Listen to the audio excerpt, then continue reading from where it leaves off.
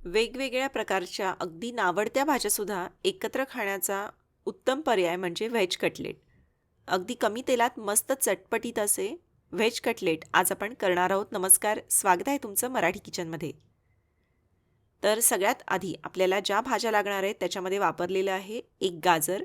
मध्यम आकाराचं गाजर या ठिकाणी घेतलेलं आहे. गाजराची साल काढून घ्यायची आणि गाजर किसणीनं किसून घ्यायचं.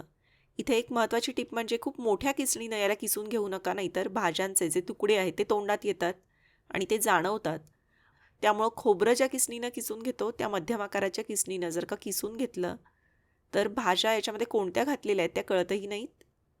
हे असं गाजर किसून झालं की आपण बीटरूट घेतलेलं आहे. बीटरूटची साल काढून घ्यायची आणि त्यानंतर बीटरूट जे ते सुद्धा किसून घेतलं आहे मध्यम आकाराच्या किसणीनं.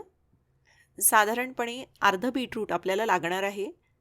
सगळ्या भाज्या ज्या आहेत त्या या ठिकाणी समप्रमाणात घेतलेल्या आहे. अर्धा कप गाजर असेल तर अर्धा कप बीटरूटचा कीस आणि अर्धा कप इतर भाज्या असं तुम्ही घेऊ शकता. याच्यामध्ये गाजर आणि बीटरूटशिवाय तुम्ही फ्रेंच बीन्स घालू शकता किंवा स्वीटकॉर्न्स घालू शकता. ज्या भाज्या पटकन शिजतात अशा भाज्या याच्यामध्ये इतरही वापरल्या तरीसुद्धा चालतील. त्याचप्रमाणे अर्धा कप मटार घेतलेले आहेत. आता हे जे मटार आहेत ते एकदा उकळत्या पाण्यात घालून वाफवून घ्यायचे आहेत. आता या ज्या भाज्या आहेत त्या जर का कच्च्या तशाच वापरल्या तर अजिबात चांगल्या लागत नाहीत. त्याच्यामुळं त्यांचा एक कच्चेपणा जाईपर्यंत हलकं त्यांना परतून घ्यायचं आहे. त्याकरता कढईमध्ये थोडंसं तेल गरम केलेलं आहे. तेलामध्ये एक मध्यम आकाराचा कांदा घातला. कांदा खूप जास्त नाही, हलका गुलाबीचा रंगाचा होईपर्यंत परतून घ्यायचा. त्यानंतर याच्यामध्ये घालण्यासाठी आपण एक वाटण तयार करून घेतो आहे. तर याच्यामध्ये 6-7 पाकळ्या लसूण आणि 1 इंच आल्याचा तुकडा, आवडीनुसार हिरवी मिरची वाटून घेतली. तर ही आलं लसूण हिरव्या मिरचीची पेस्ट याच्यामध्ये घालायची. आलं लसणाचं कच्चेपणा जाईपर्यंत हलकं याला परतून घ्यायचं. आता याच्यामध्ये गाजर आणि बीटरूट जे ते पहिल्यांदा घातले कारण ते पूर्णपणे कच्चं आहे. गॅस मोठा ठेवून अगदी 2 मिनिटं याला परतून घ्यायचं. त्याच्यामुळं काय होतं की भाज्यांचा जो एक कच्चेपणा असतो तो जातो. शिवाय या भाज्यांना पाणी सुटतं. जसं तुम्ही हे शिजवाल तसं याला पाणी सुटायला लागतं. तर हे पाणीसुद्धा जेव्हा आपण हाय फ्लेमवर परतून घेतो तेव्हा पाण्याचा अंश यातला कमी होतो. थोडंसं भाज्यांपुरतं मीठ या ठिकाणी मी घालत आहे. तर हे बघा, हे असं हाय फ्लेमवर याला परतून घेतलं. आता याच्यामध्ये मटार घातला आहे. आता इथे अजून एक गोष्ट मला सांगायची म्हणजे मटार जो आहे तो मिक्सरवर एकदा क्रश करून याच्यामध्ये घाला. कारण मटार काय काय होतं की अख्खा तसाच राहिला तर कटलेट जेव्हा आपण बांधतो तेव्हा त्यातून मटार जे ते सुटू शकतात. त्यामुळं कटलेट व्यवस्थित बांधता येण्यासाठी मटार जे ते एकदा क्रश करून याच्यामध्ये घाला. स्वीटकॉर्नसुद्धा जर तुम्ही वापरणार असाल तर स्वीटकॉर्नसुद्धा क्रश करून घ्यायचे.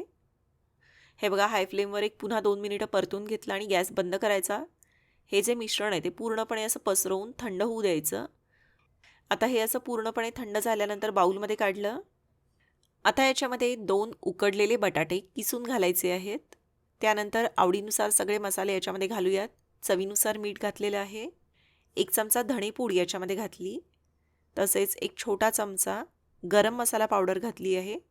इथे तुम्ही याच्यामध्ये चाट मसाला देखील घालू शकता किंवा अजून कोणतं जर का इटालियन मिक्स्ड हर्ब्स वगैरे आवडत असतील तर ते इथे घालता येतील. भरपूरशी बारीक चिरलेली कोथिंबीर घातली आणि त्यानंतर हे सगळं असं मिक्स करून घ्या. हे बघा, आता जर का तुम्ही हे पाहिलं तर याच्यामध्ये पाण्याचा बराच अंश असतो कारण भाज्या ज्या आहेत त्या शिजल्यानंतर पाणी सोडतात. त्याच्यामुळं काय करायचं, हे जे मिश्रण आहे ते थोडंसं घट्ट होण्यासाठी याच्यामध्ये 1 चमचा कॉर्नफ्लोअर घातलेला आहे. एक मोठा चमचा 1 टेबलस्पून कॉर्नफ्लोअर घालायचं. आता कॉर्नफ्लोअर जे ते खूप जास्त प्रमाणात घालू शकत नाही, नाहीतर त्याची एक जी चव असते ती कटलेटमध्ये जाणवते. त्याच्यामुळं उरलेला पाण्याचा अंश कमी करण्यासाठी आपण याच्यामध्ये ब्रेड क्रम्स वापरणार आहोत. आता इथे या ठिकाणी जर का तुम्हाला ब्रेड क्रम्स वापरायचे नसतील तर त्याच्याऐवजी पोहे मिक्सरवर बारीक करून ते याच्यामध्ये घालू शकता. त्यानंसुद्धा पाण्याचा अंश कमी होतो. साधारणपणे अर्धा कप ब्रेड क्रम्स जे ते याच्यामध्ये घातलेले आहेत आणि सगळं असं छान मळून घ्या. हे बघा, आता याचे कटलेट करता येतील इतपत हे जे मिश्रण आहे ते असं घट्ट झालं आहे. आणखी एक टिप म्हणजे हे मिश्रण जर का थोड्या वेळ फ्रीजमध्ये ठेवलेलं असेल. अजून एक टिप म्हणजे हे मिश्रण जर का थोड्या वेळ फ्रीजमध्ये ठेवलं तरीसुद्धा यातला ओलसरपणा किंवा पाण्याचा अंश जो आहे तो कमी होतो आणि मग तुम्हाला कटलेट्स छान वळता येतात. आता या ठिकाणी मी मटार जे ते क्रश करून घातलेले नव्हते, त्याच्यामुळं मटार थोडेसे क्रश व्हावेत याकरता हे असं स्मॅशरनं छान असं स्मॅश करून घेतलं आणि मग या मिश्रणाचे लिंबा एवढ्या आकाराचे गोळे घेतले. गोळा छान वळून घ्यायचा आणि मग हातानं दाबून चपटा करायचा. याला असा थोडासा वेगळा असा बदामाप्रमाणे आकार दिलेला आहे. हव्या त्या आकारात हे जे कटलेट्स आहेत ते तुम्ही करू शकता. फक्त यांना शक्यतो चपटं ठेवा म्हणजे मग व्यवस्थित भाजले जातात. हे बघा याप्रमाणे सगळ्या पिठाचे कटलेट्स जे ते करून घेतलेले आहेत. आता यांचं वरचं आवरण छान कुरकुरीत होण्यासाठी आपण याला ब्रेड क्रम्स लावून घेणार आहोत. यावेळी हे जे ब्रेड क्रम्स आहेत ते डायरेक्टच याच्यावर घातलेले आहेत. ब्रेड क्रम्स कसे करायचे ते जर का तुम्हाला माहिती नसेल तर अगदी सोपं आहे. ब्रेड जो आहे तो मिक्सरवर एकदा फिरवून घ्यायचा. छान असे ब्रेड क्रम्स होतात. थोडासा कोरडा होण्यासाठी हवं तर तुम्ही तव्यावर भाजून ब्रेड जो आहे तो मिक्सरवर फिरवून घेऊ शकता. आता हे जे कटलेट आहेत ते आपण आधी कॉर्नफ्लोअरच्या पेस्टमध्ये बुडवून मग त्याला ब्रेड क्रम्स लावत नाही आहोत, कारण आपण कटलेट शॅलो फ्राय करणार आहोत. त्याच्यामुळं कॉर्नफ्लोअरचं जे कोटिंग आहे ते कडक होऊ शकतं. त्यामुळं हे असं डायरेक्टच ब्रेड क्रम्स आहे त्याच्यावर लावून घ्यायचे. बटाट्यामुळं बऱ्यापैकी याला चिकटपणा असतो आणि त्याला हे जे ब्रेड क्रम्स आहेत ते असे छान चिकटतात. पॅनमध्ये अगदी थोडंसं तेल गरम केलेलं आहे आणि मग तवा चांगला तापला की मध्यम आचेवर हे जे कटलेट्स आहेत ते छान भाजून घ्यायचे. 2 ते 3 मिनिटांनी याची बाजू पलटली आणि दुसऱ्या बाजूनं सुद्धा याला शेकून घ्या. खूप जास्त तेल वापरायची आवश्यकता नाही, कारण ब्रेड क्रम्स जे ते तेल ओढून घेतात. अगदी 1 किंवा 2 चमचे तेलात सुद्धा कटलेट व्यवस्थित भाजले जातात. यातलं जे साहित्य आहे म्हणजे उकडलेला बटाटा किंवा इतर भाज्या असतील सगळं वाफलेलंच आहे, बऱ्यापैकी शिजलेलं आहे. त्याच्यामुळे याला खूप काही शिजवायची गरज नाही. फक्त कटलेटचं जे वरचं आवरण आहे ते थोडंसं कुरकुरीत होईपर्यंत जर का भाजलं गेलं तरीसुद्धा पुरेसं आहे. हे बघा दोन्ही बाजूंनी कटलेट असे छान भाजून घेतले. जर का तुमच्याकडे एअर फ्रायर असेल तर त्याच्यामध्येही बिना तेल हे जे कटलेट्स आहेत ते तुम्ही भाजून घेऊ शकता. हे बघा मस्त असे चटपटीत कटलेट झालेले आहेत.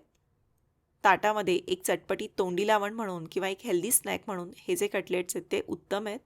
त्याचप्रमाणे याची रेसिपी तुम्हाला कशी वाटली ते मला जरूर कळवा. व्हिडिओ आवडला तर व्हिडिओला लाईक करा. व्हिडिओची लिंक तुमच्या मित्रमैत्रिणींसोबत नातेवाईकांसोबत जरूर शेअर करा. धन्यवाद.